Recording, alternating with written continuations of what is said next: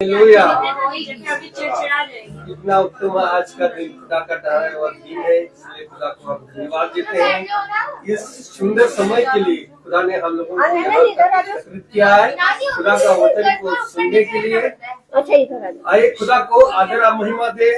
और खुदा को, हमारा खुदा इतना सामर्थ्यवान खुदा है, दयालु खुदावन है कि वह हर हमेशा हम लोगों के साथ साथ रहता है, हर हमेशा हम लोगों को सहायता करता है और वह रास्ता दिखाता है कि ये हम लोग इतना दूर दूर से, जो भी सुचित दीदी आई है, माँ आई, बड़ी मम्मी आई है, कि वह इतना यहाँ तक, यहाँ खुदा का वचन को सुनने के लिए। इसलिए हम लोग खुदा को धन्यवाद दे इस सुंदर समय के लिए। खुदा की योजना थी कि इस घर में महासभा हो, खुदा का वचन को सुनाया जाए। मैं खुदा को आदर और महिमा के लिए हम लोग पहले प्रार्थना में जाएंगे, इसके बाद गीतों में, इसके बाद गवाहियों में, इसके बाद वचन की ओर जाएंगे। मैं घर के कोई भी सदस्य से अनुरोध करूंगा कि प्रार्थना में अगुवाई करें। सभी को प्रेज़ द लॉर्ड। आइए हम प्रार्थना में चलें। धन्यवाद प्यारे पिता, हम हृदय से आपका धन्यवाद देते हैं कि आपने सच में आज के सुंदर दिन को यहाँ पे चुना है प्रभु जी, कि आपके वचन इस घर में बोए जाएं। मेरे पिता, मैं आपका धन्यवाद देती हूँ प्रभु। आप हम सब भाई बहनों को अच्छे अच्छे लेकर आए, इसके लिए भी हम आपका धन्यवाद देते हैं पिता। और जो भाई बहन आते हैं, मार्ग में उनकी रक्षा अगुवाई करिएगा पिता। हम धन्यवाद देते हैं प्रभु कि हम इस योग ना थे प्रभु कि आप हमारे घर आते अपने वचन को लेके पिता, लेकिन आप ही की दया दृष्टि है, आपका प्रेम है प्रभु, जो आप हमारे यहाँ आना आपने स्वीकार किया प्रभु। और दीदी ने अपने घर के दरवाजों को आपके वचन के लिए खोला मेरे पिता। होने पाए प्रभु, आज जो भी वचन आपकी आत्मा में यहाँ बोया जाए पिता, वो हमारे दिलों को छूने वाला, हमारे दिलों पे घर करने वाला, उस वचन पर हम चलने वाले हो सके। प्यारे पिता, हम धन्यवाद देते हैं हर एक आशीषों के लिए जो आपने सुबह से लेकर अभी तक हमें प्रदान करी है प्रभु। हम हृदय से आपका धन्यवाद देते हैं प्यारे पिता। हमारे गीतों को गाना, जो भी हम गवाहियां देते हैं, जो वचन यहाँ बोया जाता है, खुदा सब आपकी ओर से हो प्रभु और आपको भाने वाला हो सके। प्यारे पिता, हम भाई को भी आपके हाथ पे सौंपते हैं, खुदा इनके घराने को अपनी आशीषों से भरना मेरे पिता। होने पाए प्रभु जी, हम सब पर भाई बहनों पे अपना टेक चार्ज लीजिए मेरे पिता, इस जगह पे अपना टेक चार्ज लीजिए, अपने पवित्र लोगों का बेड़ा बांधिए प्रभु जी। और होने पाए हर एक दुष्ट की सतानी ताकतें यहाँ से दूर होने वाली हो पाए पिता, और नरक उनके अता आग में जाए, वहां से कभी न लौटे प्रभु, ताकि हम सब तेरे बच्चे खुदा, तेरे बेटा बेटी, तेरे मुताबिक प्रभु जी जीवन यापन करने वाले हो पिता। सारी प्रार्थना को सिर्फ और सिर्फ अपना किसी के नाम में मांगते हैं, दया से सुन के पूरा करें, आमीन। Praise the Lord. अभी हम लोग गीत की ओर जाएंगे। गीत है मेरे जीवन का मकसद तू है। ठीक है। हालेलुया।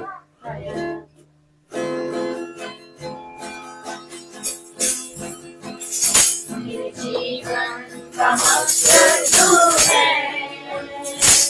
मेरे जीवन का कारण तू है, मेरे जीवन का मकसद तू है, मेरे जीने का कारण तू है। मैं जीऊं या मरूं, वो तेरे लिए है, तू मेरा प्रभु,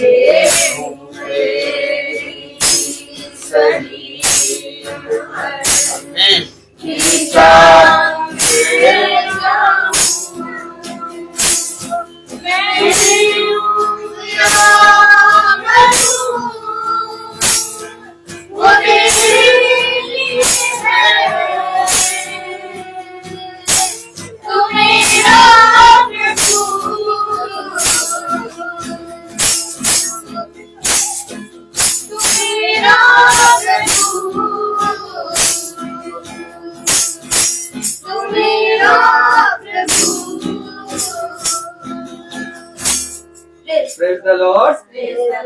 और एक गीत गाएंगे, हमारा बड़ी दीदी करेगी। हम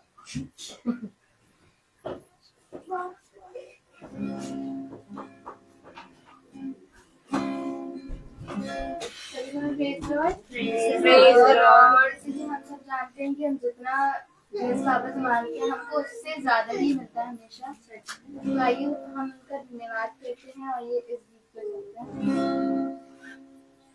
मेरे मांगने से ज्यादा मेरे सोचने से अच्छा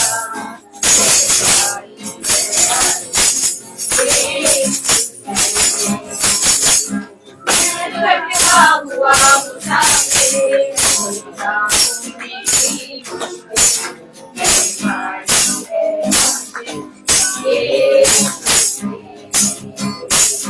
मेरे मांगने से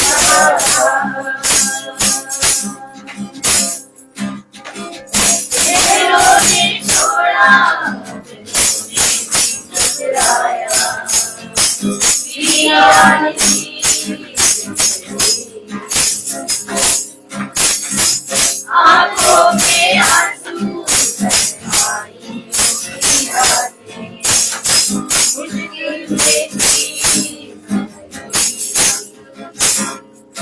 तूने अपना लहू बहाया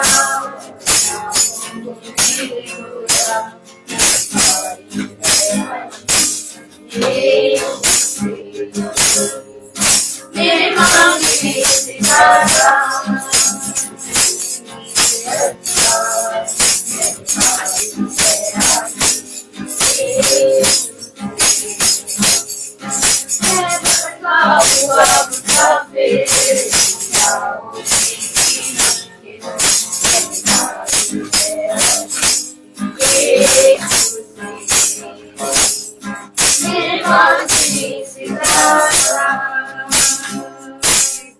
प्रेज द लॉर्ड। अभी समय है गवाही का। कोई किसी के जीवन में अगर कोई खुदा के प्रति गवाही है तो खुदा के सामने अपना गवाही कर सकते हैं। धन्यवाद धन्यवाद धन्यवाद खुदावन।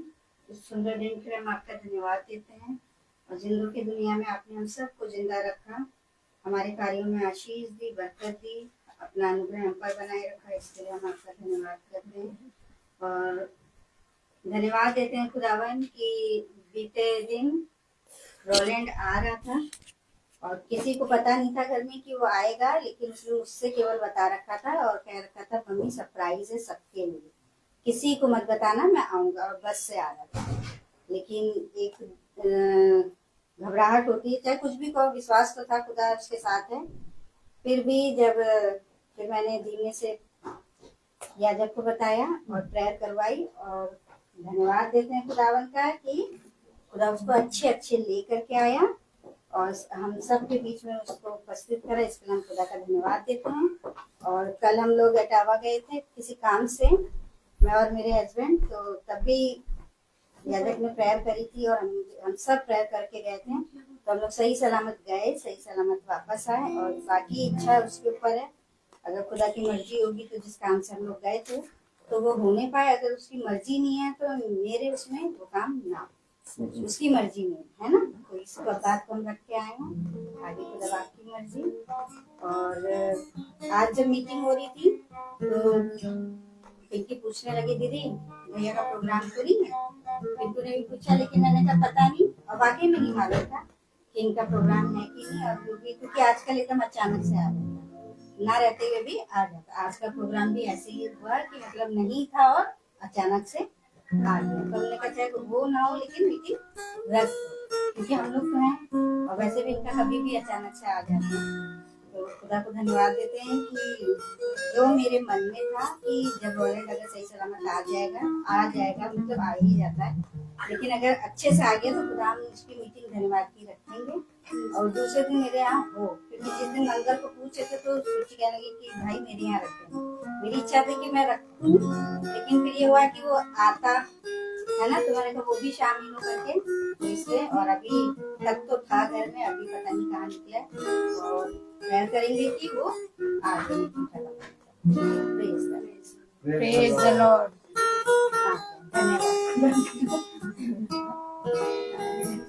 खुदा का धन्यवाद देते हैं कि आज हमारे बेटे का मैथ्स का एग्जाम था और जैसे कि जब वो सुबह उठा तो हमने उससे कहा, हमने कहा कि तैयार हो गया है, तो कहने लगा कि कर तो लिया, खुदा के हाथ में है। हमने कहा चलो खुदा के हाथ में तो सब कुछ अच्छा है। और उसके बाद फिर भाई ने प्रार्थना करी उसके लिए और वो गया, हमने घर में प्रार्थना करी, हमने कहा हम जा रहे हैं और हमने कहा अब जाओ तुम और परेशान नहीं होना, जो आएगा जितना आएगा उतना करो और टेंशन मत लेना दिमाग में। कहने लगा कि हाँ, और वो तो चला गया। मैं अपने स्कूल चली गई, आज मेरी भी ड्यूटी लगी हुई थी 2 एग्जाम्स में लगातार, लेकिन मैं घड़ी में टाइम देख रही थी। जैसे ही 10:30 हुआ बस मेरे मन में प्रार्थना शुरू हो गई। मैंने कहा पिता उसके संग आप रहिएगा, हम तो नहीं है, आप रहिएगा, आप उसको अच्छे से देखिएगा, बस पास करा दीजिए ताकि उस बच्चे की मेहनत सफल हो। और सच में भवन में एक बहुत बड़ी गवाही और एक बहुत बड़ा धन्यवाद हम सब मिलकर चढ़ाएं। और सच में जैसे एग्जाम करता हूँ मेरी हिम्मत नहीं हो रही थी कि जब मेरा मतलब फोन मिल गया कि मैं उससे पूछूं, क्योंकि मैथ्स में वो बहुत वीक है। तो फिर जब मेरा मन नहीं माना तो मैंने उससे पूछा, मैंने कहा पेपर कैसा हुआ, तो बहुत उससे कहने लगा कि बहुत खास नहीं हुआ क्योंकि बहुत टफ आया था पेपर। तो मैंने कहा कोई बात नहीं, मैंने कहा अगर टफ आया था, मैंने कहा कोई बात नहीं, मैंने कहा अपने मैं फिर जब घर गई तो मैंने उससे कहा, मैंने कहा तुम्हें खुदा पे भरोसा है कि नहीं करा बहुत, तो मैंने कहा बस उसी भरोसे तुम्हें पास करा दिया, ऐसा मेरा विश्वास है। और मैंने कहा पास हो गए हो तुम और मेहनत करो। और मैंने कहा प्रार्थना करो, क्योंकि हम सब प्रार्थना करेंगे, उससे ज्यादा तुम्हारी भी प्रार्थना जरूरी है। खुद स्वयं प्रार्थना करो, अपने पिता से मांगो। मैंने कहा कल भाई ने वचन में क्या बताया था, जैसा तेरा विश्वास वैसा तेरे लिए हो जाए। मैंने कहा तुम्हें विश्वास है, कह रहा हाँ। मैंने कहा तो फिर वो तुम्हारे लिए हो जाएगा। तो मैं सच में खुदा का धन्यवाद देती हूँ कि वो अच्छे से गया, एग्जाम देकर आया और मेरे पिता ने उसको हर एक पेपर में उत्तीर्ण करा दिया, ऐसा मेरा विश्वास है। और मैं सच में अपने पिता का धन्यवाद देती हूँ। इन्हीं सब चीजों से हमारे बच्चे खुदा के वचन में खींचेंगे और खुद भवन में खड़े होकर गवाही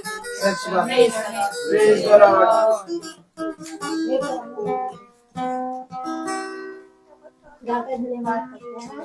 जैसा कि हम सब प्रेयर मीटिंग में शामिल हुए और हमारी बेटी भी साथ में गई थी, यानी मेरी बहू।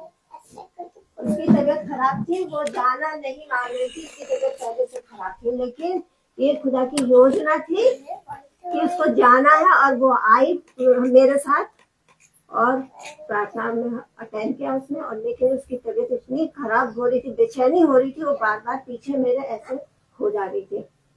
अब वो डर रही थी याजक से कि वो देखेंगे तो वो डांटेंगे, क्योंकि एक बार उसको इसी घर में जब पैर के लिए समय डांट पड़ी थी, जब वो पैर के ऊपर पैर रख के प्रार्थना कर रही थी।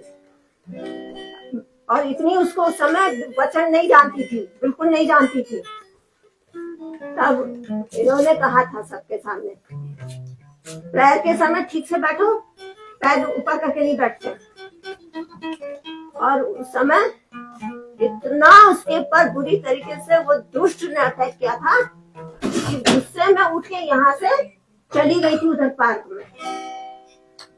वो दिन अभी भी वो याद करती। और कल इसी तरह जब वो डर गई कि मैं यहाँ हूँ और मेरी तबीयत बहुत खराब हुई, इसको बेचैनी हो रही थी, मेरे से धीरे से कंधे पे झुक कर कही, मम्मी हमें बहुत उलझन हो रही। मैंने कहा लेट जाओ। वो डर रही थी कि याजक डांटेंगे। और ये भी देख रहे थे, ऐसी बात नहीं। बाद में उन्होंने पूछा कि क्या हो गया, और मैंने बताया उसको प्रॉब्लम। तो इन्होंने प्रार्थना करी तुरंत उसको कि दुष्ट जो भी मतलब इसमें अटैक कर रहा है उसके लिए प्रार्थना करी। और सच कहती हूँ, पूरे वचन में बैठी रही और वचन के बाद बेचैनी महसूस हुई उसको, और वो सीधे मतलब बुला के बेटे को, और वो चली गई। मुझसे कहने लगी कि आप इसी से आ जाइएगा सूची के साथ। हाँ, मैंने कहा ठीक है जाओ। और घर गई और घर में उसको 3-4 उल्टियां हुई, 3-4 उल्टियां उसी समय हुई। मतलब ये है याजक की ओर से जो उसने प्रार्थना करी, उसके ऊपर हाथ रख के, उसका असर जो उसको बेचैन कर रहा था वो निकला। और फिर उसके बाद उसको दवा दी और फिर वो फिर सो गई एकदम। तो मैं धन्यवाद देती हूँ कि पूरी रात आराम से सोई। अभी थोड़ी सी और उसको बेचैनी है, लेकिन वो भी सच कहते हैं खुदा दूर कर देगा। तो हम हर बात के लिए खुदा को धन्यवाद देते हैं, क्योंकि सच में प्रभु हम लोगों की प्रार्थना को सुनते हैं और हर पल तत्पर तैयार रहते हैं हम लोगों के लिए। सच में।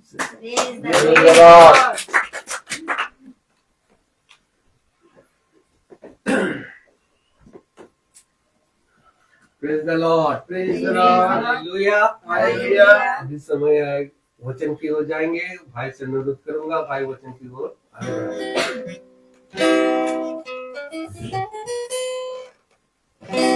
हम एक कोरस गाएंगे। मैं पापों में डूबा, ऐसा डूबा, ऐसा डूबा, आँखों में थे आंसू, सबने छोड़ा, सबने छोड़ा, पर तू मेरे जीवन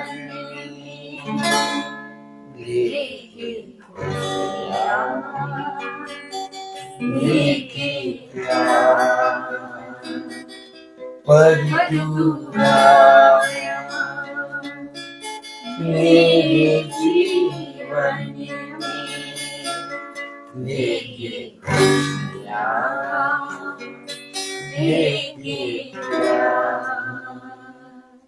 यीशु तू है बाबा, तेरी जय, तेरी जय, तेरी जय, तू जो मेरे जीवन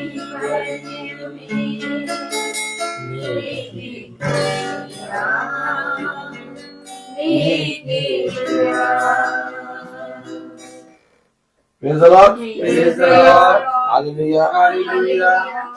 एक बार फिर हम प्रभु के पवित्र वचन में उपस्थित हैं, इकट्ठा हैं, और हम सब खुदा के पवित्र वचन में बैठे हैं, और हम प्रतिदिन प्रभु के मन्ने से खाते और उसके मन्ने को खाकर अपने जीवन में बहुत आयत से बढ़ते हुए देखने पाते हैं।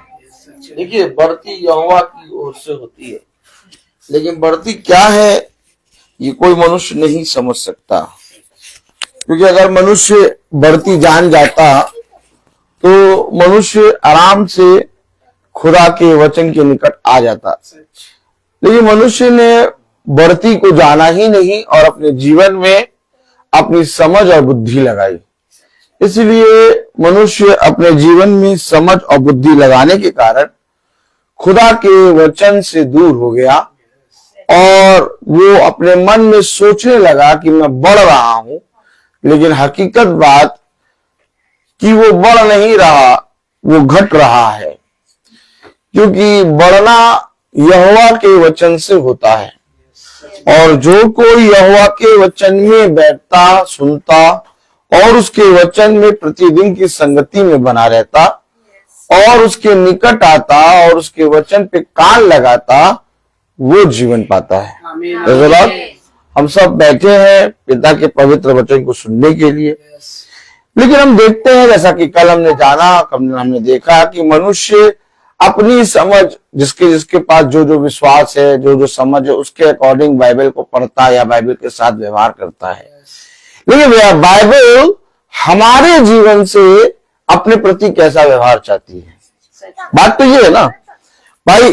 देखिए, पतरस कहने लगा कि हम 3 तंबू बनाएंगे। ताली बजाइए। लगाया पतरस ने अपनी समझ, ताली बहुत धीरे बज रही। पतरस तुरंत बोला हम 3 तंबू बनाएंगे। देखिए, ये मनुष्य की समझ है, लेकिन तुरंत आवाज आई कि ये मेरा प्रिय पुत्र है, इसकी सुनो। और प्रिय पुत्र है क्या? वचन। क्योंकि वो पवित्र आत्मा के द्वारा गर्भवती होगी। हमेशा याद रखो, वचन को पढ़ने, वचन को खोलने, वचन को, बाइबल को पढ़ने, बाइबल को समझने से पहले आपको ये बात समझना होगा कि आप हो सकता है इसे चूम रहे हो, आप हो सकता है इस पे गेंदे की माला चढ़ा रहे हो, आप हो सकता है बाइबल को तकिए के नीचे रख रहे हो, लेकिन बाइबल आपसे ये नहीं चाहती। बाइबल आपसे ये नहीं चाहती। बाइबल आपसे ये चाहती है कि जैसा मैं तुझसे कहता हूं वैसा व्यवहार तू मेरे साथ कर। आमीन। Praise the Lord. भाई, मूसा ने तो दोनों पट्टियों को तोड़ दिया, आवाज है नहीं? अब जब मूसा ने दोनों पट्टियों को तोड़ दिया, 10 आज्ञाओं को लिखी हुई, तो आप उसको कहेंगे अरे इसको तो बाइबल आती ही नहीं। आवाज है कि नहीं? आवाज है कि नहीं? और जो बाइबल चूमेगा आप कहेंगे ये जो कितना अच्छा है। नहीं, हमेशा याद रखो, बाइबल वचन एक व्यक्ति है। आप इसको किताब के रूप में देख रहे हैं और किताब के रूप में हम इसको खोलते हैं, पढ़ते हैं, फिर रख देते हैं, लेकिन हकीकत बात यह है कि वचन बताता कि जो मेरी सुनता और उस पर चलता है वही मेरा पुत्र और पुत्री है। अब वचन को चूमो, गेंदे की माला चढ़ाओ, तकिए के नीचे रखो, तले जाओ, परंतु इसकी आज्ञाओं को ना मानो। आज देखिए, आप बहुत आयत से ये चीज हो रही है। आज ईसाइयों के घर में बाइबल क्यों रखी हुई है? बाइबल के द्वारा उनको एक पहचान मिलती है कि वो ईसाई है, बस, और किसी चीज के लिए वो बाइबल नहीं है। चलिए बड़ा आनंद आता है। आज ईसाइयों के घर में बाइबल क्यों रखी हुई है? बाइबल इसलिए रखी है कि वो ईसाई है और उसके एक पहचान है कि भैया देखो बाइबल है, ईसाई है भैया, हम ईसाई हैं। कभी अपने बच्चों से नहीं पूछेंगे इसको पढ़ा, कभी अपने पति से नहीं बोलेंगे कि इसने पढ़ा, कभी ये नहीं देखेंगे कि क्या हम उसकी आज्ञाओं पर चल रहे हैं, कभी ये नहीं देखेंगे कि जिससे पिता घृणा करता है, जो कहता है इन घृणित वस्तुओं को मेरे जीवन, अपने जीवन से दूर कर लो क्योंकि मुझे इन पर क्रोध आता है। आमीन कि नहीं? मुझे ये बातें रोष दिलाती हैं। आवाज है कि नहीं? कहीं ऐसा ना हो कि मैं भस्म करने वाली आग के समान तुम्हारे सामने आ जाऊं। तो बाइबल हमें आज्ञाओं को मानना और आज्ञाओं को सिखाना और आज्ञाओं पे चलना सिखाती है। तो मेरे प्यारे भाई बहनों, कलाम बता रहा, वचन बता रहा, क्या बता रहा? आजकल आप देख रहे हैं कि माहौल चल रहा है, माहौल चल रहा, देखा क्या माहौल चल रहा है? माहौल ये चल रहा है जैसे वो होती है क्या, अरे सहालक, सहालक देखा है आपने? सहालक देखा कि नहीं? सहालक जब होती है तो शादियां होने लगती हैं, सहालक जब बंद हो जाता है तो शादियां बंद हो जाती है। देखा आपने? सहालक, सहालक का मतलब वो मुहूर्त। वैसे एक सहालक चल रही है आजकल 40 दिनों वाली। ताली बजाओ। जबरदस्ती का 40 दिन ले आए। बाइबल में लिखा 40 दिन मूसा बिना रोटी बिना पानी के रहा खुदा की पर्वत पे। आमीन। उन्होंने 40 दिन पकड़ा, Yes. ठीक। 40 दिन यीशु मसीह उस आते हैं निराहार रहा, उन्होंने 40 दिन पकड़ा। हमेशा याद रखना। लेकिन बाइबल में कहीं नहीं लिखा कि इस महीने में, इस वर्ष में, इस महीने में वे 40 दिन मूसा भूखा रहा। 40 दिन खुदा की संगति में बना रहा। Yes. हमेशा याद रखना। और वो 40 दिन संगति में क्यों बना रहा? क्योंकि वो एक सामर्थ को पा रहा है। अब हो सकता है मूसा की जिंदगी में 40 दिन थे कि वो सामर्थ को पाने के लिए, उस सामर्थ को पाने के लिए 40 दिन तक पिता से वार्तालाप कर रही। लेकिन तुम्हारे जीवन में हो सकता है एक दिन के लिए पिता सामर्थ में रखे। ये तो पिता और उसकी बात है ना। हमेशा याद रखो, बाइबल आपको उपवास के बारे में क्या बताती है। क्या है उपवास? कोई कहता है उपवास रखना चाहिए, कोई कहता है इन 40 दिनों में हमें उपवास रखना है, हमें परहेज करना है, हमें ये करना है, वो करना है। कोई कहता है कि इन 40 दिनों में लेंट प्रार्थना चलेगी। तो मेरे प्यारे भाई बहनों, खुदा ने कहा, खुदा हर समय युगानुग एक सा है। खुदा के वचन को अगर आप पढ़ेंगे, अगर जानेंगे, तो आप एक रीति और रिवाज में, बाउंडेशन यानी बंधन में नहीं बनेंगे, आप स्वतंत्र हो जाएंगे। क्या हो जाएंगे? और स्वतंत्र होकर आप बहुत आयत से पिता के वचन में बढ़ने पाएंगे। याद रखिए, हमें तो याद रखिए, ये मतलब नहीं कि आप 40 दिन में प्रार्थना सभा ना करें, आप 80 दिन करें, आप 365 दिन करें, बहुत अच्छी बात है। ये भी मतलब नहीं कि इन 40 दिन में आप क्या खा रहे हैं, क्या पी रहे हैं, क्योंकि खाने और पीने से स्वर्ग का राज्य नहीं मिलेगा आपको, समझ लीजिए। लेकिन बात ये आती है कि हमें उपवास कैसे रखना चाहिए, और उपवास हमें रखना भी चाहिए कि नहीं रखना चाहिए। भाई बात समझिए। तो कलाम हमें उपवास के बारे में क्या बताता है? आइए वचन को आदर और महिमा देने के लिए अपने स्थानों पर खड़े होंगे और हम निकालेंगे मत्ती उसका 4था अध्याय।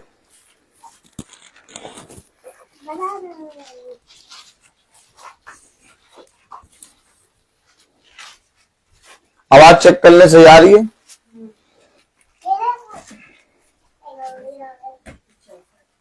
Praise the Lord, Praise the Lord. Hallelujah. Hallelujah.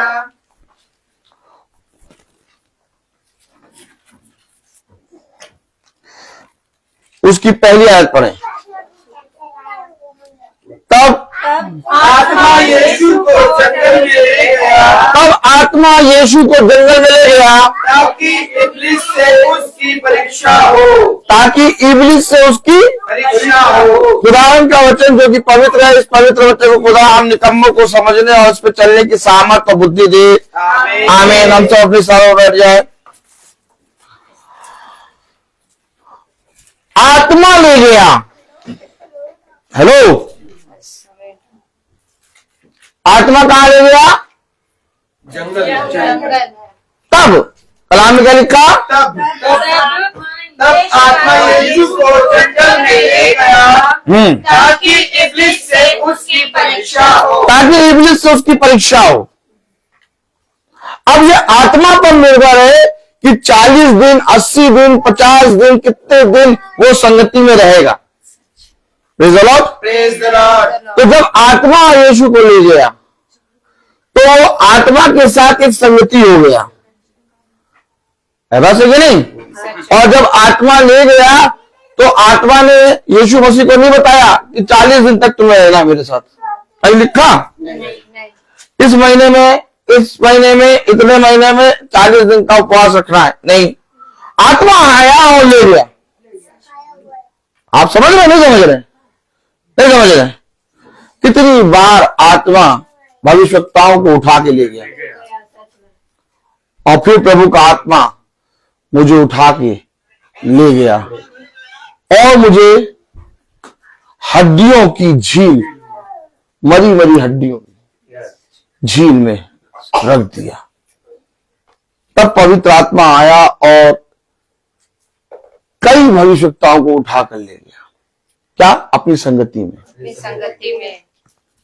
अब यीशु मसीह, क्योंकि जो स्वयं आत्मा वो पिता के साथ एक हो रहा है। Hallelujah, hallelujah, hallelujah, hallelujah.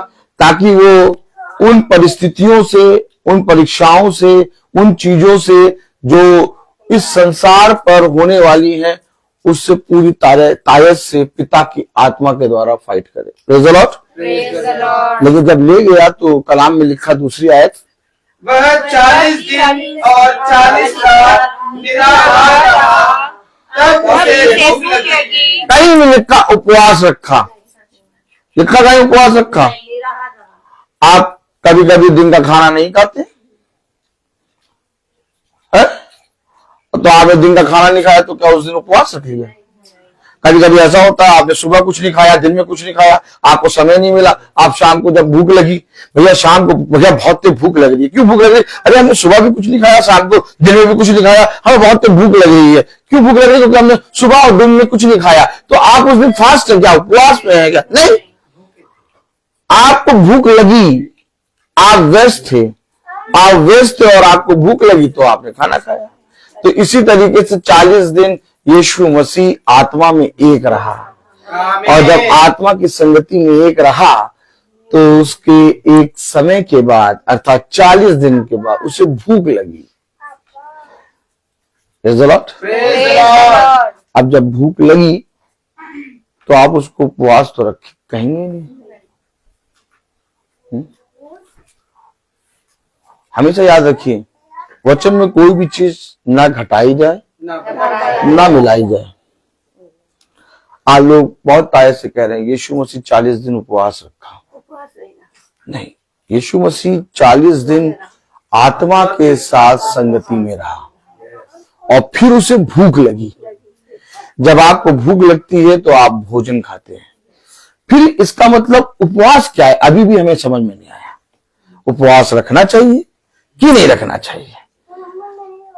Hello, उपवास रखना चाहिए कि नहीं रखना? हमें अभी भी नहीं पता चला। क्यों? क्योंकि हमें जब भूख लगती है तो हम खाना खाते हैं, और जब भूख लगती है तो खाना खाते हैं। तो हम अगर एक टाइम में खाना नहीं खाते तो हम उपवास नहीं करते। उपवास का मतलब क्या है? उपवास का मतलब क्या है? हर जाति के पास उपवास है। किसी के पास 40 दिन का उपवास है, ताली बजाएं। किसी के पास 30 दिन का उपवास है, किसी के पास 9 दिन का उपवास है। सब दिनों, महीनों और तारीखों में बटे हुए हैं। लेकिन बाइबल उपवास के बारे में क्या कहती है? ताली बजाएं। आइए देखिए, हम खोलेंगे Zechariah. Praise the Lord, hallelujah, hallelujah. Zechariah खोलेंगे, उसका 7वां अध्याय। जकरिया 7।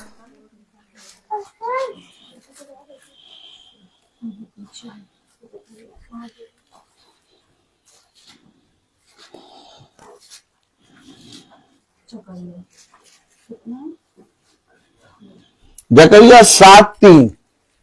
जकरिया 7:3 बेटू पढ़े। जकरिया 7:3 में क्या लिखा है बेटू? जरा कस के पढ़िएगा। एक बार रुक जाइए, एक बार रुक जाइए, सबको खोलने दीजिए और कस के पढ़िए। बेस अच्छा आ रहा है आपकी वॉइस का। Praise the Lord. जकरिया 7:3 कस के पढ़िए। और सेनाओं के यहोवा के भवन के याजकों से और भविष्यवक्ताओं से भी यह पूछे, याजकों से, भविष्यवक्ताओं से पूछे, क्या हमें उपवास करके रोना चाहिए? क्या हमें उपवास करके रोना चाहिए? जैसे कि कितने वर्षों से हम 5वें महीने में करते आए हैं। वर्षों से और 5वें महीने में हम कर रहे हैं। देखिए यहाँ पर वर्ष, कितने वर्षों से हम रख रहे हैं? बचपने से जब पैदा हुए तो बताया गया कि भैया हाँ मार्च में या अप्रैल में उपवास शुरू हो जाता है। यही बताया गया बच्चों को। ताली नहीं जाएंगे? कितने वर्षों से क्या? हाँ, कितने वर्षों से। आगे कितने वर्षों से हाँ, हम 5वें महीने में करते आए हैं। करते आए। क्या हमें उपवास करके रोना चाहिए क्या? है याजकों और भविष्यवक्ताओं से पूछो, क्या हमें उपवास करके रोना चाहिए? और कितने महीनों से और कितने वर्षों से हम करते आए हैं।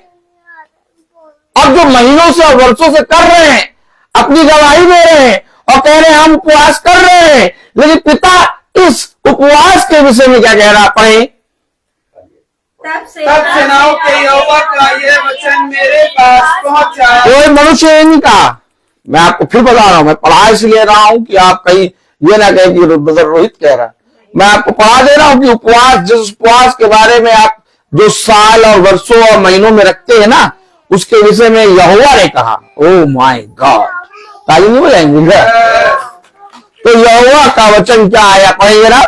सब साधारण लोगों से और याजकों से कहे, सब साधारण लोगों से और याजकों से कहे कि जब तुम इन 70 वर्षों के बीच 5वें और 7वें महीने के उपवास और विलाप करते थे, जब तुम महीने और साल और महीनों में उपवास करते थे, तब क्या तुम सचमुच मेरे लिए उपवास? ये मेरे लिए कर रहे हो क्या?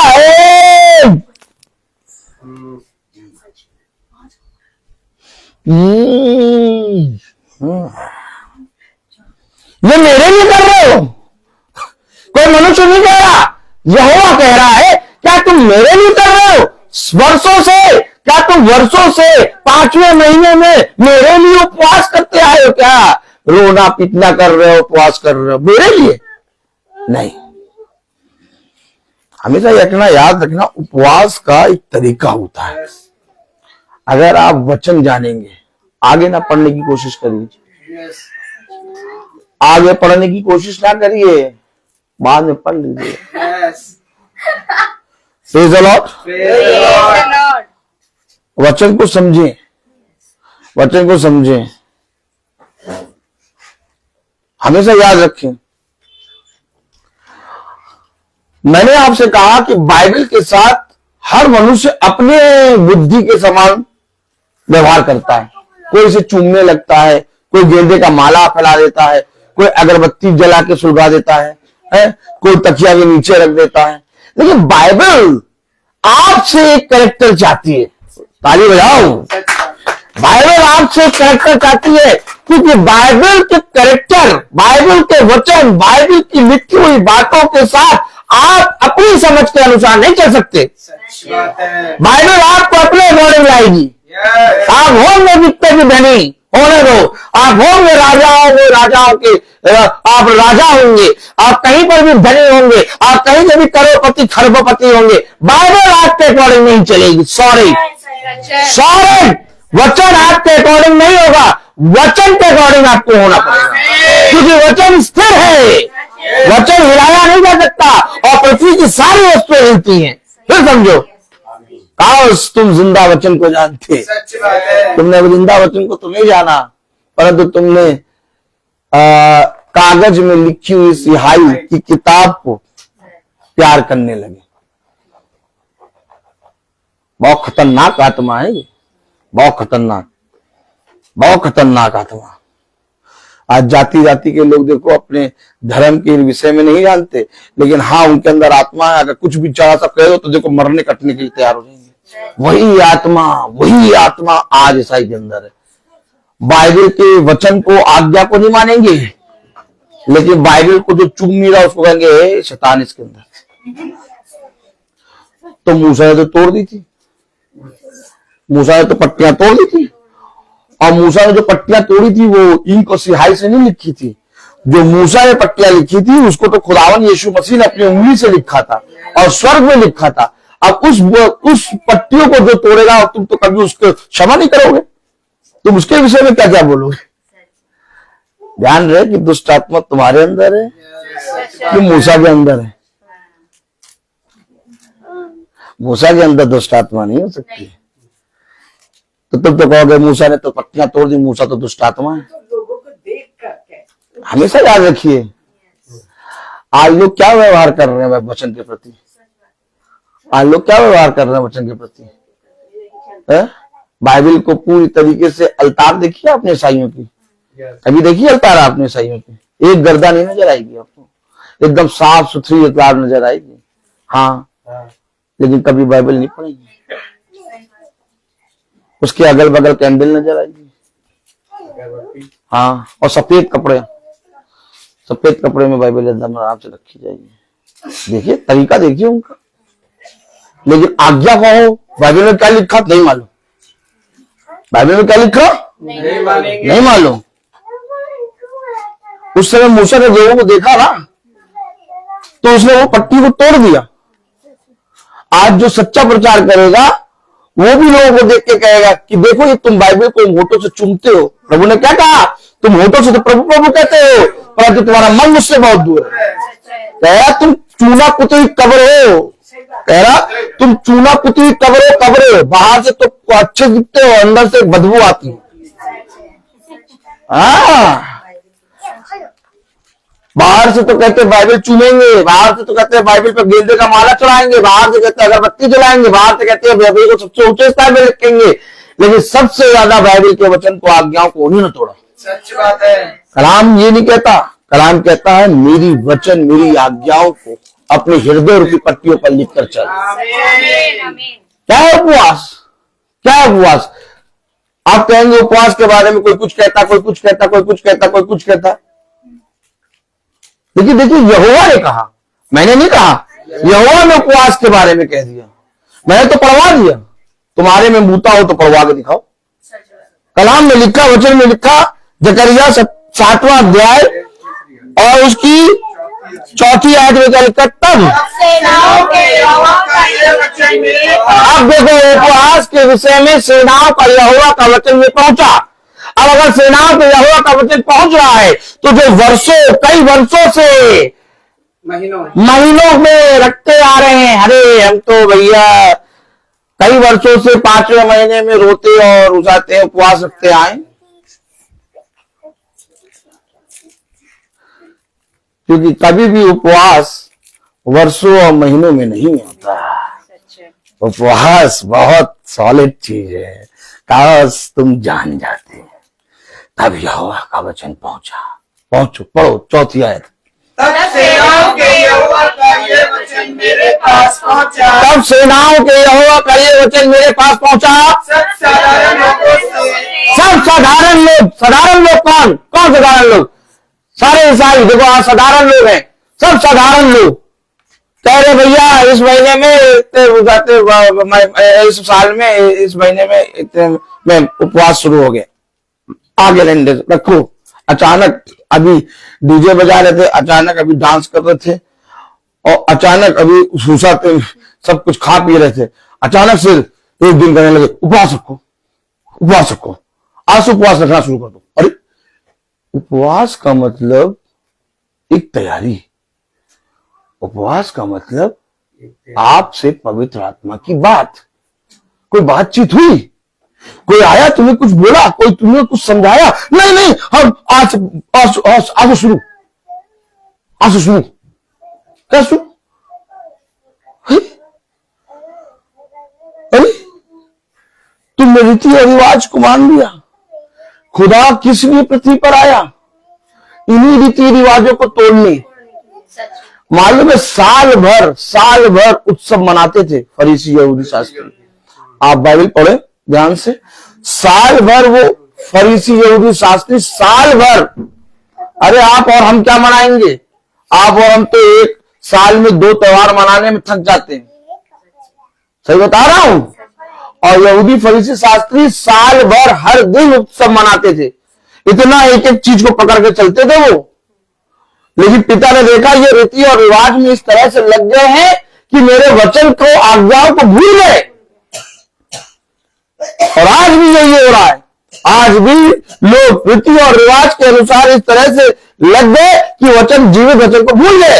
तब कलाम में लिखा 4थी आयत में, तब सेनाओं के यहोवा का ये वचन मेरे पास पहुंचा। तब सेनाओं के यहोवा का ये वचन मेरे पास पहुंचा। सब साधारण लोगों से, सब साधारण लोगों से और याजकों से कह, और याजकों से भी कहे, क्योंकि इन्हें भी बुद्धि नहीं है, जिन्होंने भी कह दिया भैया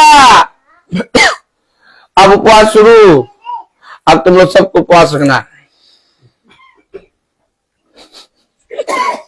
तेरा साधारण लोग और याजकों से भी कह दे, क्या कह दे? कि जब तुम इन 70 वर्षों के बीच 5वें और 7वें महीनों में, जब तुम 70 वर्षों के बीच 5वें और 7वें महीनों में उपवास और विलाप करते थे, उपवास और विलाप करते थे, क्या कुछ अकेले उपवास करते थे? क्या पूछ लिया?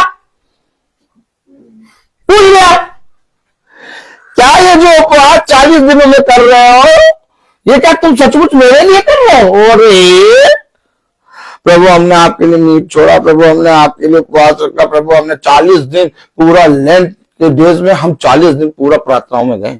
हाँ, चेहरा देखो, चेहरा देखो। हम्म हम्म हम्म हम्म आपके लिए, किसके लिए? आपके लिए। और हमने आपके लिए कहे, आपके लिए करा, आपके लिए, आपके लिए, आपके लिए, वही आपके लिए पूछ रहा, तुमने मेरे लिए करा। चलो जाओ, मजा आती है। यही तो बात है। काश तुम पवित्र वचन को जानते। सच बात है। काश तुम पवित्र वचन को जानते। आज उपवास को लेकर लोग कितनी बातें कर रहे हैं, देखो कितनी बातें कर रहे हैं। कोई कुछ कह रहा है, कोई कुछ कह रहा है, कोई कुछ कह रहा है, कोई कह रहा है उपवास रखना ही नहीं चाहिए, कोई कह रहा है उपवास रखना चाहिए, कोई कह रहा नहीं लेकिन कोई नहीं सोच रहा कि लाओ बाइबल से पढ़ ले क्या लिखा बाइबल में। काश बाइबल में पढ़ लो तो तुम्हें किसी मनुष्य से पूछने की जरूरत ना पड़े। बाइबल कह रही, वचन कह रही, क्या जो तुम उपवास रख रहे हो, जो रो पीट रहे हो, मेरे लिए कर रहे हो।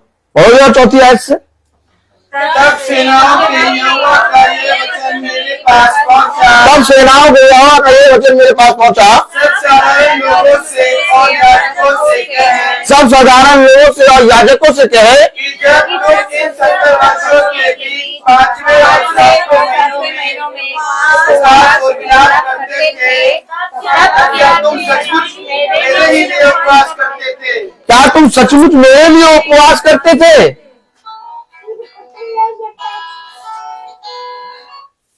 क्या तुम सचमुच मेरे लिए उपवास करते थे?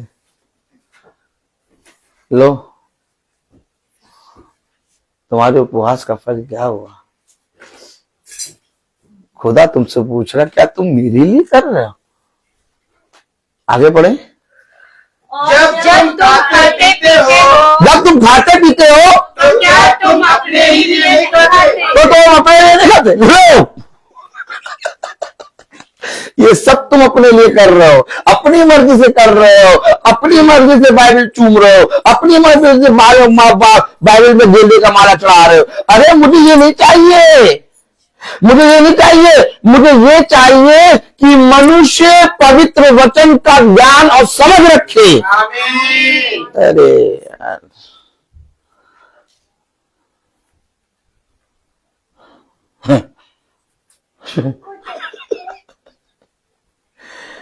जो तुम खाते पीते हो, तुम किसके लिए खाते पीते हो? अपने लिए खाते पीते हो। तुम अपने लिए उपवास रख रहे हो, मेरे लिए नहीं उपवास रखे। तो प्रभु, हम उपवास किसके लिए रखे? प्रभु, हमने तो आपके लिए रखा उपवास। बाइबल तो मना कर रही है।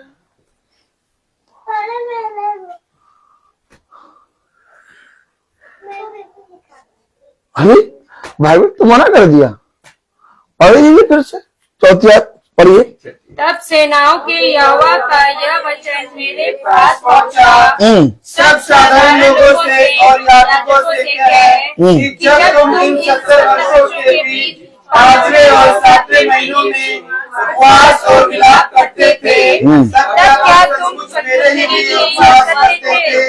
जब तुम खाते पीते हो तो क्या तुम अपने ही लिए नहीं खाते और क्या अपने ही लिए नहीं पीते हो?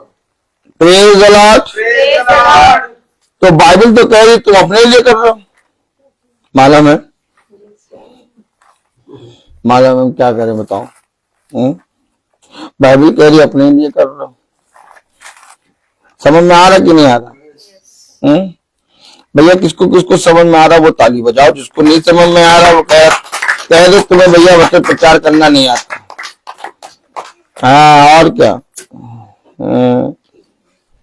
क्या तो फिर उपवास क्या है? बाइबल कह रही है कि तुम अपने लिए कर लो साल और महीनों में। क्या साल और महीनों में पार्टिकुलर एक साल एक महीने आएंगे उसमें तुम रखोगे, वो तुम अपने लिए कर लो। तो उपवास क्या है? आओ ताली बजाओ, आओ उपवास देखिए। कौन कौन देखना चाहता है उपवास? मजा आती कि नहीं? यही है वचन, यही वचन है। मैं बैठे बैठे धीरे से मुस्कुराता रहता हूँ। बोलते बहुत है सब और मैं धीरे से मुस्कुराता हूँ। कहता प्रभु मुझ मूर्ख पर तूने अपना अनुग्रह प्रकट कर दिया, अपनी समझ खोल। धीरे से मुस्कुराता हूँ, धीरे से मुस्कुराता हूँ। कहते उपवास को लेके कितना भ्रम फैला रखा है।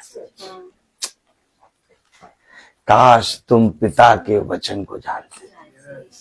अब देखिए उपवास क्या है। आइए उपवास सच में क्या है। पिता ने तो मना कर दिया, साफ कर दिया, ये तुम खा पी रहे हो, उपवास रख रहे हो, तुम अपने लिए रख रहे हो वर्षों और कई वर्षों से रखते आ रहे हो महीनों।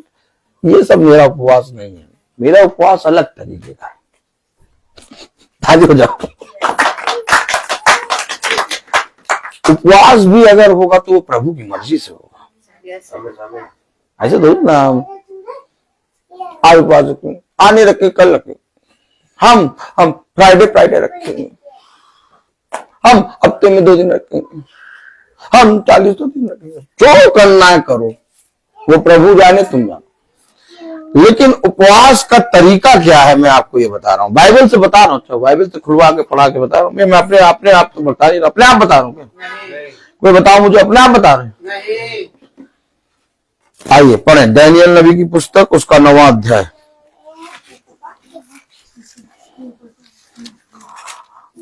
तो उपवास के विषय में हम क्यों ना भविष्यवक्ता के जीवन से देखें। क्यों भाई? भविष्यवक्ता के जीवन को पकड़ लो और उसी के जीवन से देखो उपवास। कलाम में लिखा, वचन में लिखा। Praise the Lord, hallelujah.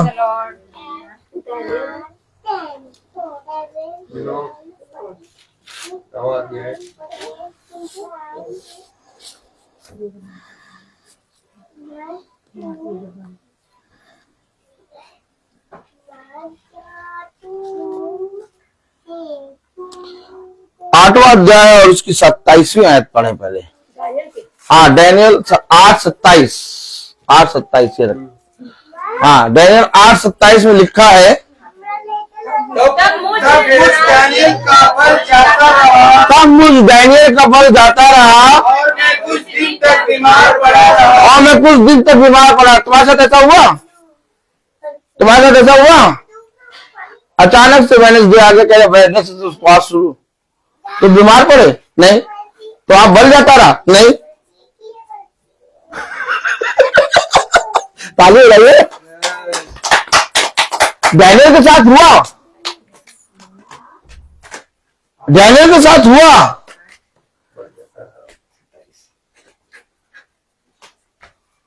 उपवास का तरीका है।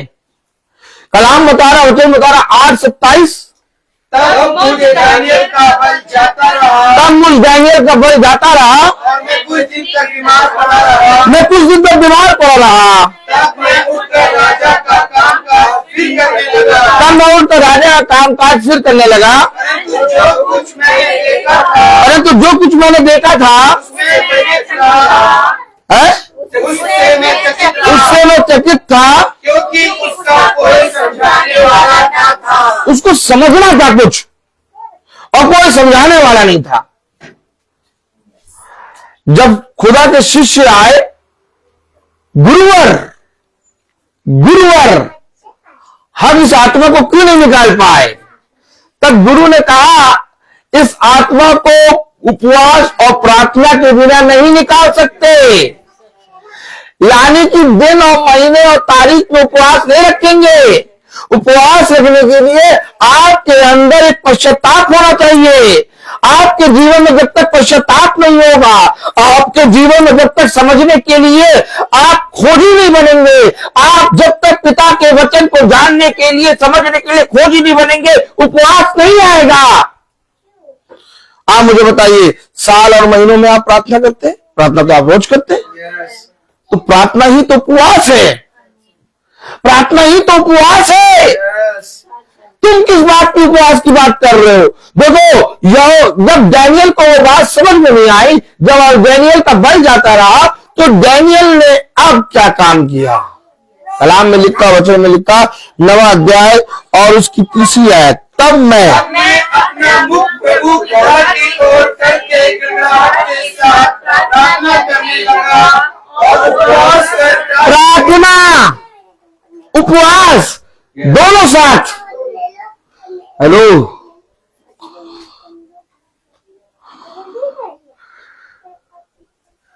आपने देखा? आपने देखा? नहीं देखा। उसको समझना है वो बातें, उसको जानना है वो बातें। उसके जीवन से बल जाता रहा और वो पूरी रीति से अपने जीवन में धीमा पड़ गया। तब डैनियल प्रार्थना और उपवास में गया।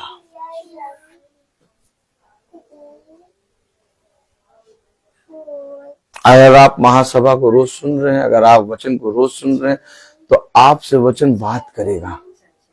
और कोई विषय आपके पास होगा जिस विषय को देखकर आप हमेशा वचन में गिर जाते हैं, या कोई विषय आपके पास होगा जिसको देखकर आप हमेशा विश्वास की आत्मा आपके पास से चली जाती है। कोई विषय आपके पास ऐसा होगा जिसके कारण आप वचन को सुनने के बावजूद भी अपने जीवन में अविश्वासी बन जाते हैं। उस विषय को अपने जीवन से दूर करने के लिए आपको उपवास रखना होगा। ये उपवास है, ये उपवास है। अगर आपके जीवन में सब कुछ आनंदित है, अगर आपके जीवन में पिता ने हर एक काम को पूरी रीति से कर दिया है, तो आप पिता को धन्यवाद के भेंट में अपने उपवास को रख के भी दे सकते हैं। उपवास दोनों तरीके से काम करता है, लेकिन ये उपवास तब होगा जब आपके जीवन में वो चीज, वो समय नजर आ रहा हो। आपके जीवन में वो चीज, वो समय नजर आ नहीं रहा, आप जबरदस्ती उपवास में जा रहे हैं। कह रहा तुम खाते पीते हो, अपने लिए खाते हो, क्या तुम मेरे लिए उपवास रख रहे हो? मैंने तो तुम्हें ऐसी कोई भी बात पहुंचाई नहीं। भविष्य से कहता है ना कि मैंने तो तुझको एक भी बात पहुंचाई नहीं, तू कैसे बोल रहा है? वो ये झूठे भविष्यवक्ता बिना मेरे कहे झूठी भविष्यवाणी करते हैं। ठीक इसी तरीके से जब तक पिता का आत्मा आपको प्रार्थना में जब आप जाएंगे, आपसे हर एक बात के विषय में बताता है, इधर मीटिंग करनी है, आपको हर एक बात के विषय में बताता है, इस बहन के जीवन में ये घटी है, आपसे हर बात करता है, तो पिता आपको ये भी एक साइन देगा कि इस विषय में पश्चाताप कर और उपवास कर, और ये विषय तेरे जीवन से चला जाएगा। बाइबल उपवास के बारे में ये बताती है। कोई ऐसी बात आई नहीं, कुछ ऐसा हुआ नहीं, कोई साइन आया नहीं, बस लेके झूठी भविष्यवाणी करने लगे। ये झूठे भविष्यवक्ता हैं जो बिना मेरे कहे भविष्यवाणी करते हैं। हमेशा याद रखना, डैनियल के जीवन में उसका बल जाता रहा, उसे कोई समझाने वाला ना मिला, तब डैनियल ने उस विषय को लेके प्रार्थना और उपवास में रखा। तुम्हारे जीवन में कौन सी ऐसी बात है? नहीं भैया, वो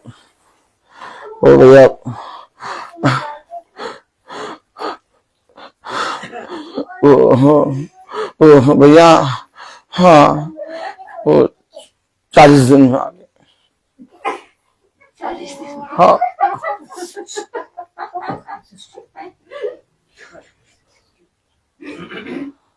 बच्चा समझ रहा है इसीलिए हंस रहा है। ये बच्चे क्यों हंस रहे हैं? बच्चे क्योंकि समझ रहे हैं कि सच में क्या कर रहा है मेरे बुद्धि।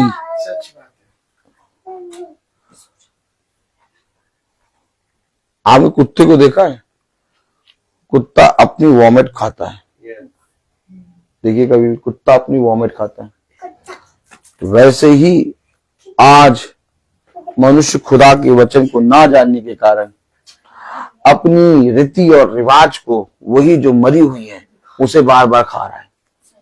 एक बार उगलता है, फिर उसी को खाता है, फिर उगलता है, फिर उसी को खाता है।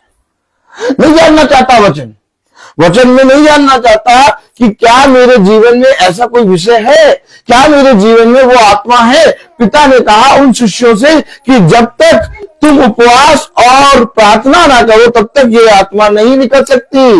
यानी एक तुम्हारे पास उद्देश्य होना चाहिए, तुम्हारे पास एक वजह होना चाहिए, पश्चाताप की एक वजह होना चाहिए। तुम्हारे जीवन में प्रार्थना और उपवास तब होना चाहिए जब तुम, प्रार्थना तो रोज होनी चाहिए, लेकिन उपवास तब होना चाहिए जब तुम पूरी रीति से पश्चाताप करो। कलाम में लिखा, वचन में लिखा, पढ़े क्या लिखा है?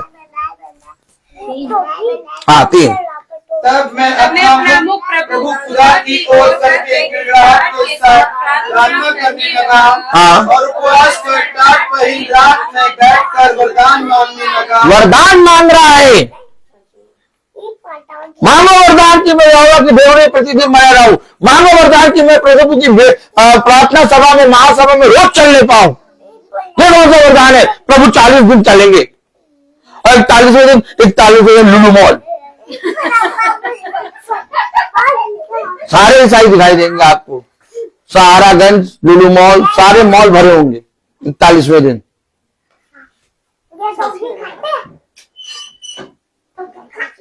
और खतरनाक हिसाब किताब देख देख के हम तो बहुत मुस्कुराते हैं। हम कहते देखो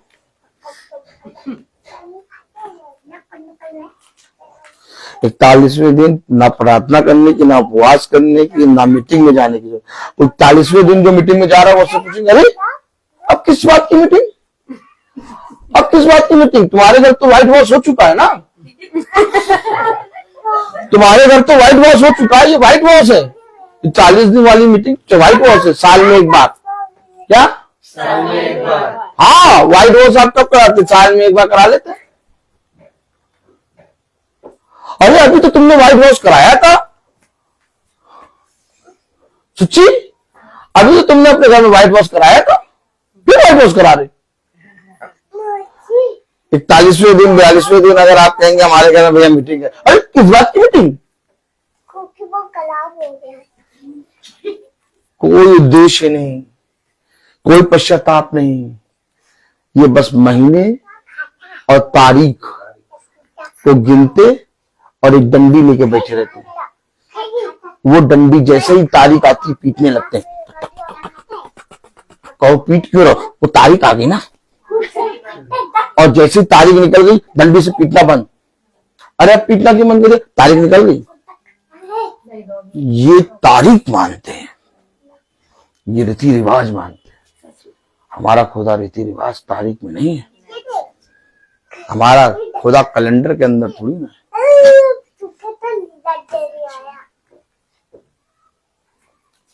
जाति जाति में भ्रम की आत्मा फैली हुई है। देखो जाति जाति के लोग तारीख, महीने, दिन सब गिन गिन के करते हैं, और यह आत्मा तुम्हारे अंदर नहीं होनी चाहिए, क्योंकि तुम्हारे पास एक जीवित खुदा की आत्मा है, और तुम्हारा खुदा युगानुयुग एक सा है। तुम्हारा खुदा कहता है कि उठते बैठते चलते खाते पीते हर समय निरंतर इन्हीं वचनों में बने रहो। तेरे मन से, तेरे हृदय से ये वचन की पुस्तक हटने ना पाए, इसे अपने चित्त में लिख ले। देख ये वचन, ये वचन है। कलाम कह रहा, वचन कह रहा, 4 आयत, दानियल नबी की पुस्तक, उसका 9वां अध्याय 4 आयत। मैंने अपने खुदा यहोवा से इस प्रकार प्रार्थना की और विषय है इसके पास, इसके बाद विषय है पाप का अंगीकार, पाप का अंगीकार, पश्चाताप करा इसने, क्योंकि ये उन बातों को समझ नहीं पा रहा है। कह रहा प्रभु समझाओ, समझाओ प्रभु, मेरा बल गया। आप जब प्रतिदिन प्रार्थना में चलेंगे, आप जब रोज प्रार्थना में चलेंगे, आप जब महासभा को रोज सुनेंगे, आप रोज प्रतिदिन का मन्ना खाएंगे, तब आपके अंदर अचानक उपवास का आत्मा आएगा और आप किसी से पूछेंगे नहीं कि मैं कब उपवास रखूं। आप उपवास में होंगे और कोई आपको उपवास को नहीं जान पाएगा, क्योंकि आप अपने पिता के गुप्त में जो आपको प्रतिफल देगा उसकी दृष्टि में उपवास रखें। दुनिया को मालूम आपको उपवास चल लेना है, आपके तो फास्ट शुरू हो गए, आपके तो फास्ट शुरू हो गए, आपके तो फास्ट शुरू हो गए,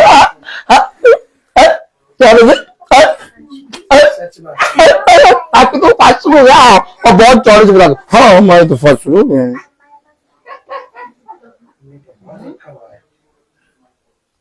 क्योंकि उनके भी फास्ट शुरू होते हैं और उनके भी फास्ट शुरू होते हैं और सबके फास्ट शुरू होते हैं, लेकिन जो वचन को जाता है उसका फास्ट शुरू नहीं होता। उसका फास्ट, उसका उपवास कब शुरू हुआ कब खत्म हुआ मालूम ही नहीं। सच बात। एक बार की बात,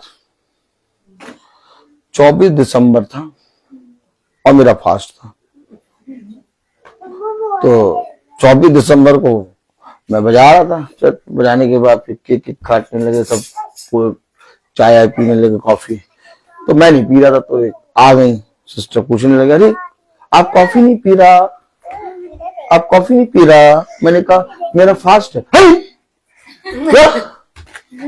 आज कौन सा फास्ट? देखा 24 दिसंबर तुमने फास्ट रखा। अरे 24 दिसंबर तो आदमी दारू में मस्त रहता है। हेलो, आप नहीं समझे, आप नहीं समझे, आप नहीं समझे शायद। आप ये जानते हैं क्या कि आपका खुदा जिंदा है? तो जिंदा खुदा तो कभी भी आप उससे प्रार्थना कर सकते हैं। आप जिंदा खुदा के लिए कि आप जानते हैं तो आप अपने जीवन में कभी भी फास्ट कर सकते हैं। वो तारीख और महीनों में नहीं बटा, तुमने उसे तारीखों और महीनों में मार दिया बांट के। हेलो, चौथी आयत में क्या लिखा? मैंने अपने खुदा यहोवा से इस प्रकार प्रार्थना की, मैंने अपने खुदा यहोवा से इस प्रकार प्रार्थना की और पाप का अंगीकार किया। हे प्रभु तू महान और गैर योग्य खुदा है, जो अपने प्रेम रखने और आज्ञा मानने वालों के साथ अपनी वाचा को पूरा करता है। वाचा को पूरा करता। अगर तुम्हारे विषय में, तुम्हारे जीवन में कोई ऐसी बात है जो तुम्हें पिता के वचन में बाधा कर, उसको रखो और पिता से वाचा बांधो और प्रार्थना और उपवास करो, तुम्हारे पास से वो चीज चली जाएगी। ये है उपवास, ये उपवास है। और इस तरह का उपवास रखने में पिता इसे कबूल करता है। नहीं समझे आप? काश आप समझते हैं। भैया हमें बताइए उपवास रखना भी है कि नहीं रखना है? भैया हमें बताइए शरबत पीना भी है कि नहीं पीना है? भैया हमें बताइए कि भैया उपवास कब कब रखना चाहिए? अब 40 दिन तो नहीं रख पाएंगे। 40 दिन में कौन कौन से ऐसे दिन हैं जिसमें हम रख सकते हैं?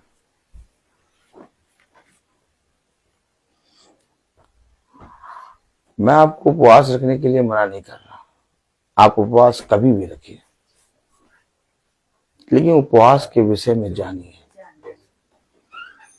मैं आपसे ये भी नहीं मना कर रहा कि आप इन दिनों में मीट खा रहे हैं कि नहीं, मुझे उससे भी मतलब नहीं, क्योंकि इन सारी चीजों को खुदा नहीं देखता।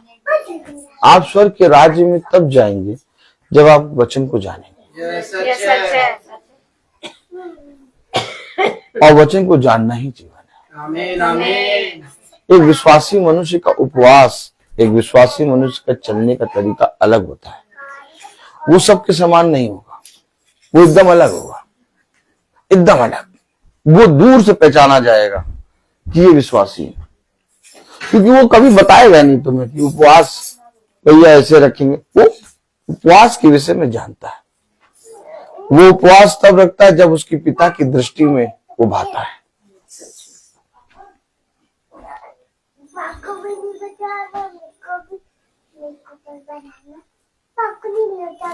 कलाम में लिखा 4 आयत, मैंने अपने खुदा यहोवा और पाप का अंगीकार किया। हे प्रभु, तू महान और भय योग्य खुदा है, जो अपने प्रेम रखने और आज्ञा मानने वालों के साथ अपनी वाचा को पूरा करता और करुणा करता रहता है। आमीन आमीन। ऐसा खुदा है जो निरंतर करुणा करता है, वाचा बांधता है। तो वो जो वाचा बांधता, करुणा करता, वो आपको ये बात समझाएगा कि आपको कब उपवास रखना है। यस, आमीन। और आपका मन पूरा उस उपवास के प्रति दीन बन जाएगा। यस, आप अपने आप को, अपने शरीर को, अपनी आत्मा को उस उपवास में ले जाएंगे। आमीन। फिर उसके आगे पिता आपको उपवास के विषय में बताएगा कि 365 दिन का उपवास। कितने दिन का? 365 दिन का उपवास। और वो उपवास जब आप आत्मा के अनुसार चलेंगे तब आपको मिलेगा, आपको एक बड़ा प्रतिफल। आमीन। लोगों के जीवन में होगा 9 दिन का उपवास, लोगों के जीवन में होगा 30 दिन का उपवास, लोगों के जीवन में होगा 40 दिन का उपवास, लेकिन तुम्हारे जीवन में होगा 365 दिन का उपवास। कोई छू ना पाएगा तुम्हें। क्या? 365 दिन, क्योंकि तुम आत्मा के अनुसार चलोगे, शरीर के अनुसार नहीं। मैं बोलता हर चीज का एक। तो आइए हम प्रार्थना में चलेंगे। Praise the Lord, hallelujah.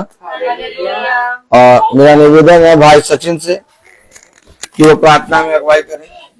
आइए हम सब प्रार्थना में जाएंगे।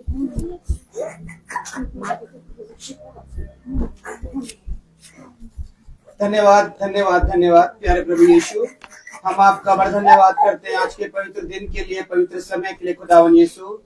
धन्यवाद देते हैं आपके दास के लिए, अपनी आत्मा में होकर खुदावन यीशु आपने उन्हें यहाँ पे लाके दिया हमें खुदावन यीशु। हम निकम्मों को दिया है खुदावन यीशु, जो इस संसार में भटके हुए थे खुदावन यीशु। हम आपसे प्रार्थना और विनती में मांगते हैं खुदावन यीशु, ये जो दास आपने हमें दिया है आपकी आत्मा में खुदावन यीशु, ये हमें हर दिन एक एक वचन को, आपके जो वचन अपनी आत्मा में यहाँ पर इस संसार में जो लिख कर दिया है खुदावन यीशु, वह हमें समझाते हैं कि वचन को किस प्रकार से, उसको हमें किस प्रकार से चलना है, खुदा के किन किन नियमों को हमें कैसे मानना है खुदावन यीशु। विनती और प्रार्थनाएं मांगते खुदावन यीशु, ये वचन में जो भी कुछ आपने बताया हम समझ नहीं सकते, लेकिन आपने दास के द्वारा, अपनी आत्मा के द्वारा खुदावन यीशु हमें उन बातों की गहराइयों को बताया है कि हमें अपने उपवास और परहेज के दिन को कैसे मनाना है। प्रार्थनाएं मांगते खुदावन यीशु और धन्यवाद देते खुदावन यीशु आज के वचन के लिए खुदावन यीशु, कि आपने हम सबको आज उपवास और परहेज के बारे में बताया कि किस प्रकार से हमें अपने जीवन में उपवास और परहेज को रखना है।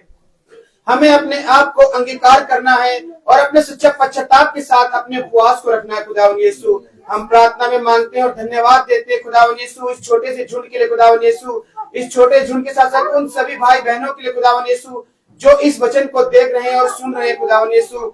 आपने उनके भी जीवन में खुदावन यीशु इस बात को समझाया है खुदावन यीशु कि वे भी समझने पाए कि उपवास का दिन कैसे रखना है और कैसे हमें उपवास के दिन में चलना है। विनती और प्रार्थनाएं मांगते खुदावन यीशु उस छोटे झुंड के उन सभी भाई बहनों के लिए खुदावन यीशु जो बीमार हैं, पीड़ित हैं, तकलीफ में खुदावन यीशु अपनी आत्मा में उन सबको आपने चंगा कर दिया, ये मेरा विश्वास है खुदावन यीशु।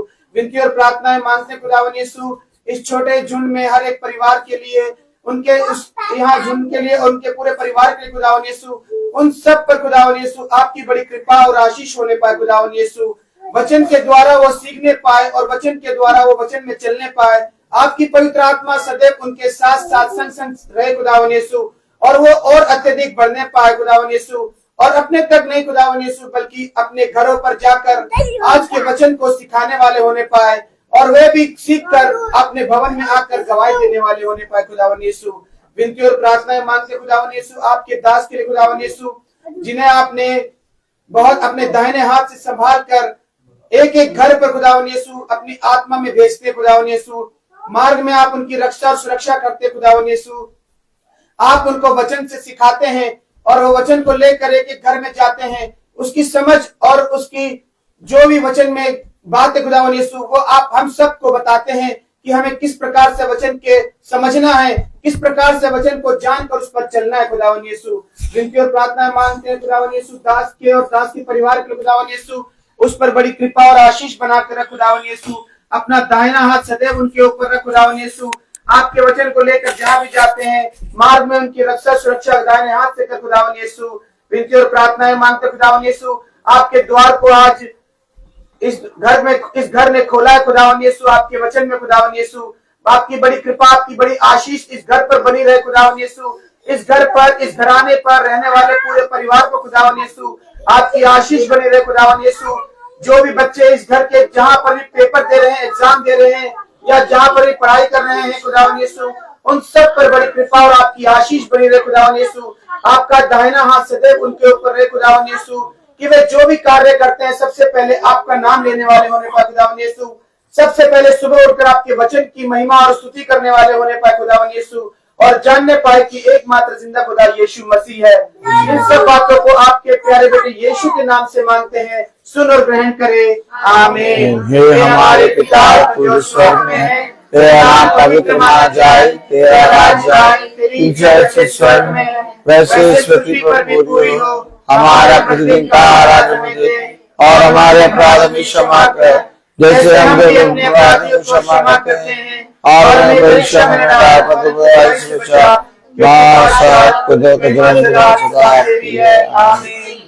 अब हमारे खुदावन यीशु मसीह का फजल, खुदा बाप की मोहब्बत, पाक रूह की रिफाकत और शराकत हमें से हर एक विश्वासी जन के साथ अब से लेकर अनंत काल तक होती रहे, आमीन। धन्यवाद धन्यवाद धन्यवाद,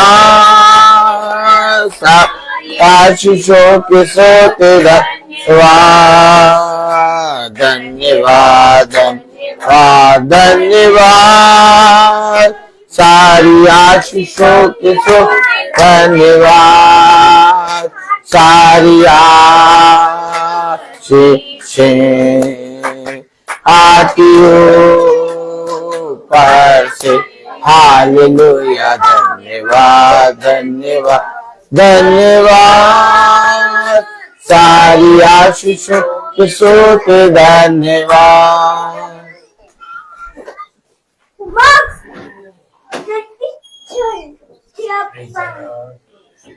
सब भाई बहनों को प्रेज द लॉर्ड। सूचित किया जाता है कि कल की प्रार्थना भवन में शाम को 4 बजे होगी।